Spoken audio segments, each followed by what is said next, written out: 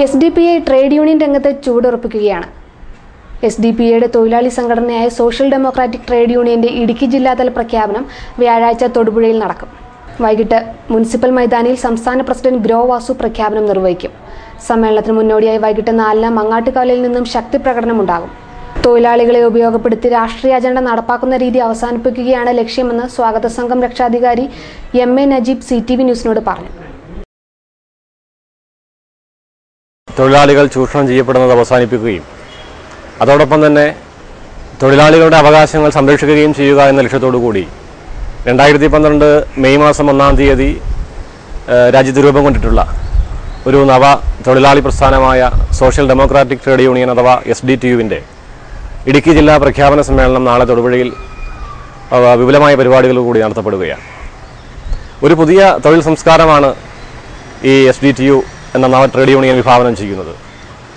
പരമ്പരാഗത ട്രേഡ് യൂണിയനുകളുടെ ആ സംഘർഷ നിർഭരമായ ഒരു ശൈലിക്കപ്പുറത്ത് ഒരു സംയമനത്തിൻ്റെ പാത സ്വീകരിക്കുകയും അതോടൊപ്പം തന്നെ തൊഴിൽ ഒരു ഉപജീവനം എന്നതിനപ്പുറത്ത് ഒരു സാമൂഹിക ഉത്തരവാദിത്തമാണ് എന്നുള്ള പുതിയ ഒരു ബോധം തൊഴിലാളികൾക്ക് പകർന്നു കൊടുക്കുകയുമാണ് ഉദ്ദേശിക്കുന്നത്. നാളത്തെ സമ്മേളനം ഇടുക്കി ജില്ലയുടെ തൊഴിലാളി ചരിത്രത്തിൽ തന്നെ ഒരു വലിയ മാറ്റത്തിന് തുടക്കം കുറിക്കുകയാണ്. വൈകുന്നേരം 4 മണിക്ക് മങ്ങാട്ടുകവലയിൽ നിന്നും ചെണ്ടമേളത്തിൻ്റെയും ബാൻഡ് വാദ്യത്തിൻ്റെയും എല്ലാം അകമ്പടിയോടുകൂടി ആരംഭിക്കുന്ന വർണ്ണോജ്വലമായ പ്രകടനം അത് മുനിസിപ്പൽ മൈതാനിയിൽ സമാപിക്കുമ്പോൾ പൊതുസമ്മേളനം നടക്കും.